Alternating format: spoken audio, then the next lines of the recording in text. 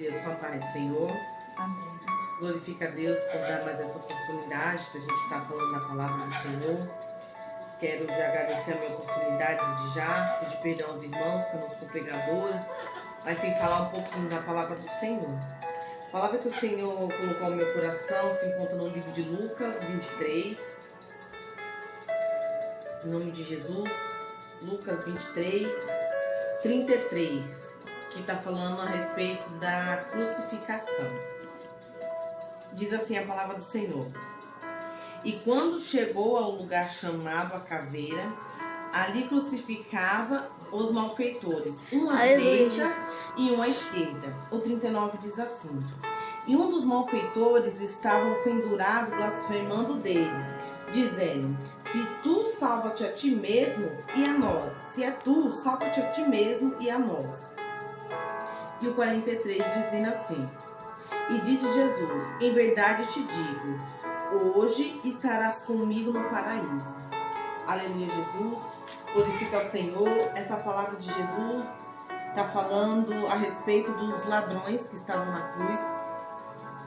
Ladrões estes que, se a gente parar para pensar, a vida deles foi muito sofrida. De repente eles não teve outras oportunidades. E foi uma oportunidade que eles tiveram de roubar, né? Como tem aquele ditado do mundo que diz que a ocasião faz o ladrão. De repente eles não tiveram estudo, de repente eles não tiveram estrutura, e aí, porventura, eles escolheram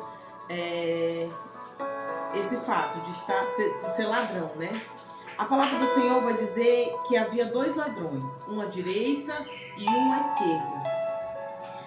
E um deles zombava de Jesus. Zombava falando, acusando ele, dizendo assim: Se tu és mesmo filho de Deus, por que você não desce aí e salva a mim, a ti mesmo?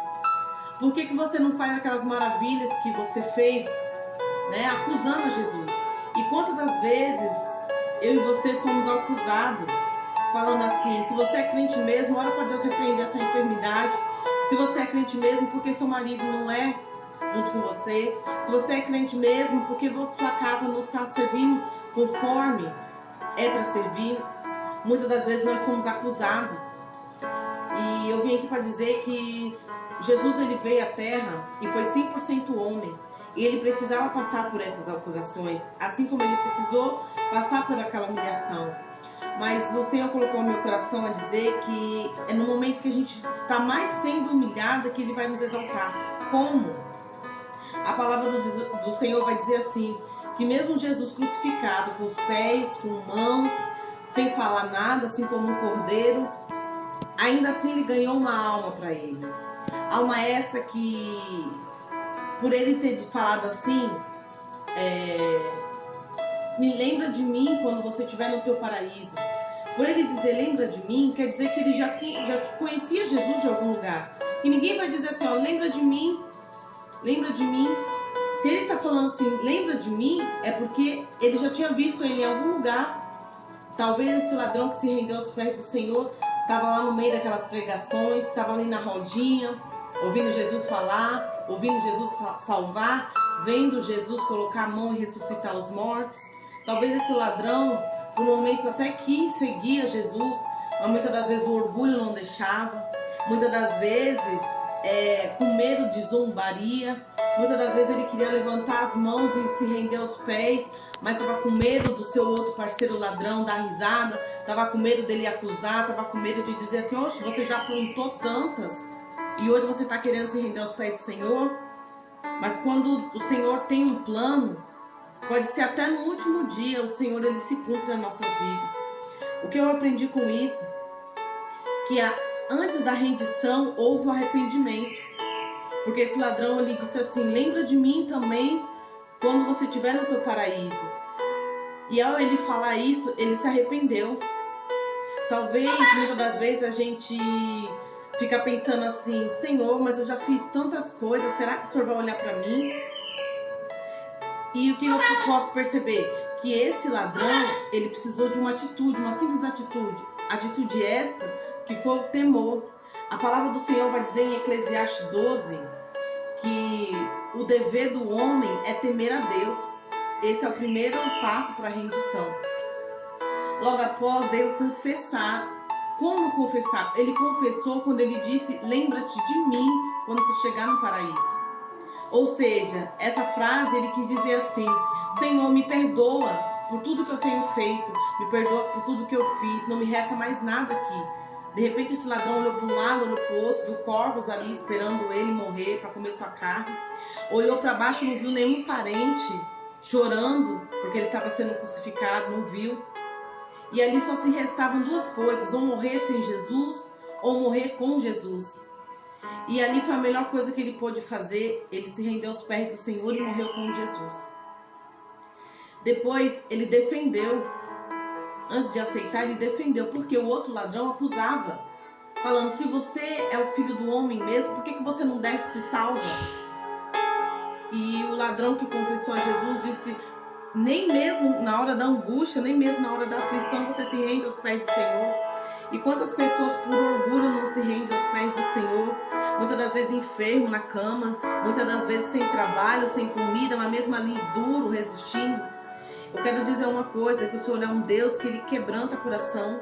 Ele é um Deus que da mesma forma que Ele prende, Ele permite, como Ele permitiu o Faraó, endureceu o coração de Faraó, para que as coisas do Senhor viessem se cumprir na vida daquele povo que estava ali cativo. O Senhor, Ele também quebranta coração. Mas para o Senhor quebrantar, a primeira coisa que nós precisamos fazer é temer. Aleluia, Jesus.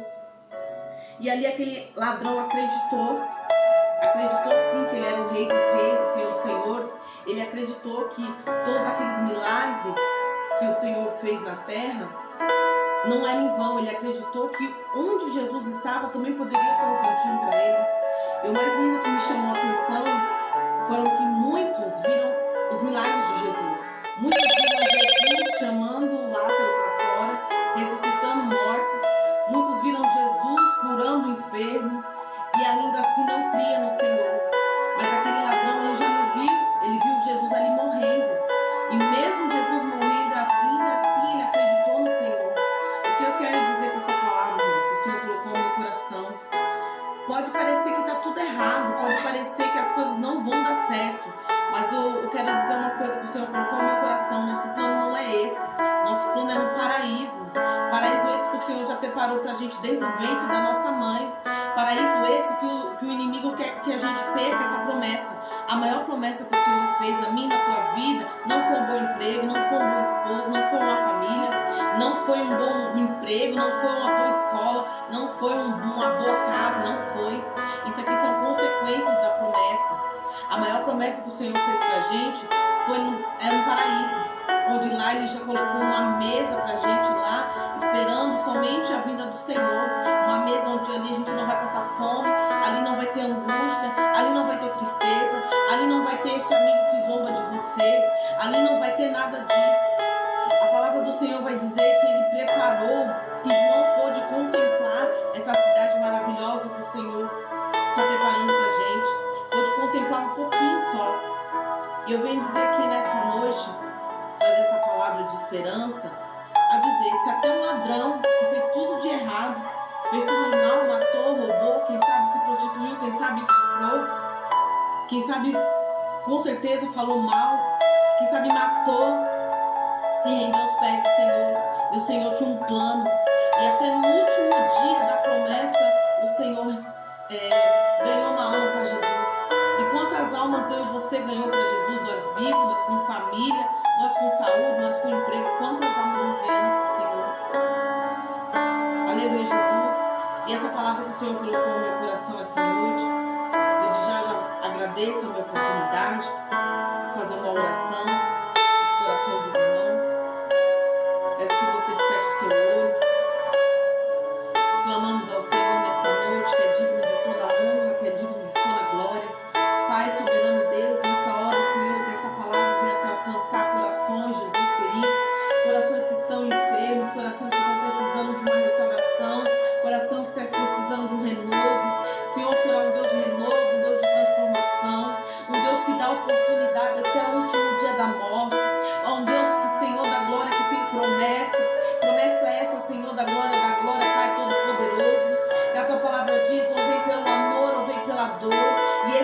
Ah, Senhor da glória, esse ladrão, ele foi pela dor, mas ele sofreu, Senhor da glória, as consequências dos seus atos, mas ele foi ao teu paraíso, eu creio que ele está lá, Senhor da glória, contigo. Mas aquele outro ladrão que não se rendeu aos teus pés, Senhor, e quantos homens e quantas mulheres, Jesus querido, estão perecendo, Jesus querido, ó Pai, oh Jesus querido, sem se render aos teus pés. Senhor da glória, que essa palavra ela não venha parar ali, mas Senhor da glória, ela venha ser semente essa, Senhor da glória, que o Senhor manda a gente plantar. O Senhor diz, meu Pai, que cada semente plantada, depois o Senhor vem, que é a água da vida, e vem e rega, e eu creio, meu Pai, que essa semente vai dar frutos. Senhor, vai de encontro, meu Pai da glória, este homem ou esta mulher. Senhor da glória, é o que eu te peço nessa hora, eu te agradeço em nome de Jesus. Nessa hora eu peço que a Tamara e a Analice venham louvar